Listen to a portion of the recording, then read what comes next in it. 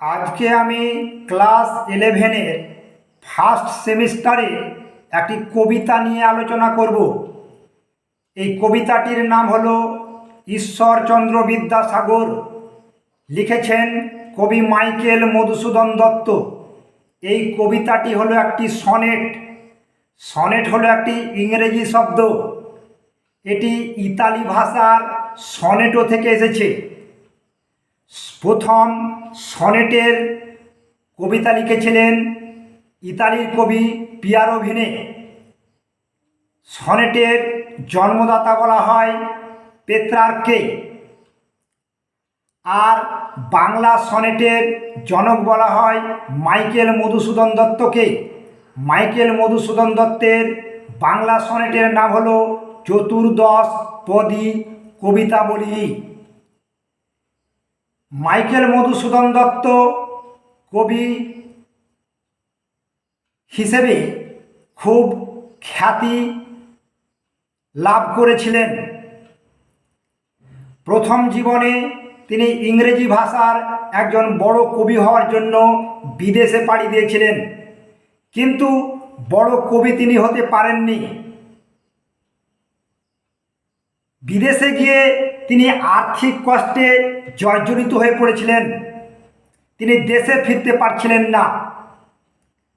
তিনি ঈশ্বরচন্দ্র বিদ্যাসাগরকে আর্থিক সাহায্যের জন্য চিঠি লিখেছিলেন।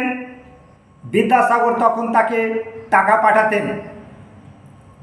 এক ব্যক্তি ঈশ্বরচন্দ্র বিদ্যাসাগরকে বললেন, আপনি কার জন্য টাকা পাঠাচ্ছেন জানেন?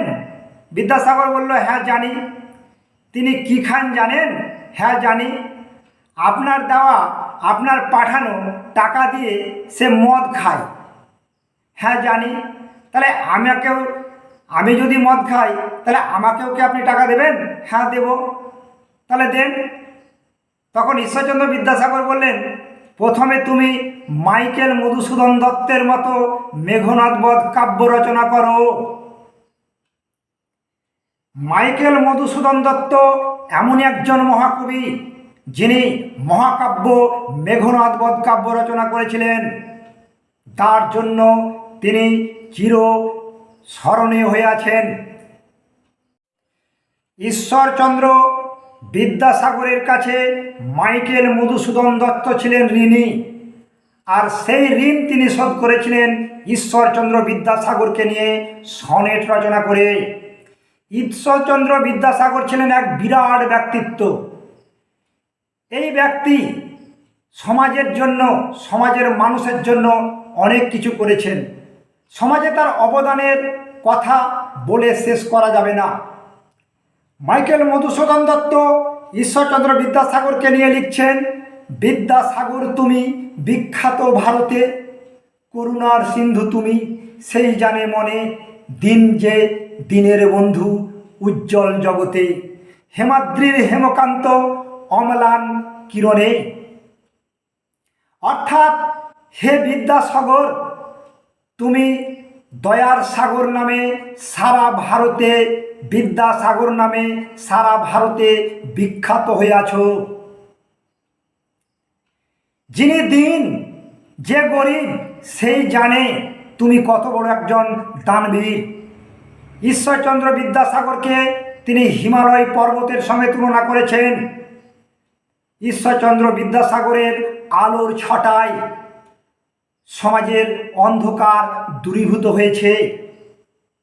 ঈশ্বরচন্দ্র বিদ্যাসাগর এমনই একজন ব্যক্তিত্ব যিনি সমাজের সমগ্র বাধা বিঘ্নকে অতিক্রম করে এগিয়ে গিয়েছেন। সমাজের অন্যায় অত্যাচারের বিরুদ্ধে তিনি সারা জীবন আপোষহীন সংগ্রাম চালিয়ে গেছেন। বাল্যবিবাহ রোধ করেছেন। পণপ্রথার মতো অভিশাপকে দূর করার জন্য তিনি ঝাঁপিয়ে পড়েছিলেন। বিধবা বিবাহ চালু করেছেন।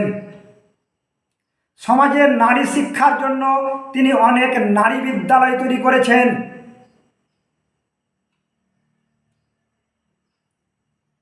আর এই ব্যক্তিত্বকে নিয়ে মাইকেল মধুসূদন দত্ত লিখলেন ঈশ্বরচন্দ্র বিদ্যাসাগর নামক কবিতা। তোমাদের ফার্স্ট সেমিস্টারটি হবে এমসিকিউ টাইপ প্রশ্ন, আর সেই এমসিকিউ টাইপ প্রশ্ন এই কবিতা থেকে আসবে। এই কবিতার প্রথম এমসিকিউ হলো ঈশ্বরচন্দ্র বিদ্যাসাগর কবিতাটি কোন কাব্যগ্রন্থ থেকে নেওয়া হয়েছে? এটি চতুর্দশপদী কবিতাবলী থেকে নেওয়া হয়েছে। কাকে করুণার সিন্ধু বলা হয়? ঈশ্বরচন্দ্র বিদ্যাসাগরকে করুণার সিন্ধু বলা হয়। কাকে বিদ্যাসাগর বলা হয়? ঈশ্বরচন্দ্র বন্দ্যোপাধ্যায়কে বিদ্যাসাগর বলা হয়। কাকে হিমালয় পর্বতের সঙ্গে তুলনা করা হয়েছে? ঈশ্বরচন্দ্র বন্দ্যোপাধ্যায়কে হিমালয় পর্বতের সঙ্গে তুলনা করা হয়েছে। আমার আজকের এই ভিডিওটি যদি তোমাদের ভালো লাগে তাহলে লাইক, শেয়ার, কমেন্ট করে দিও। আর যদি চ্যানেলে নতুন হয়ে থাকো তাহলে সাবস্ক্রাইব করে দিতে ভুলবে না। এরপরে আমি তোমাদের জন্য একটি নতুন ভিডিও নিয়ে আসবো, সেটি হলো সাহিত্য সম্রাট বঙ্কিমচন্দ্র চট্টোপাধ্যায় রচিত বিড়াল।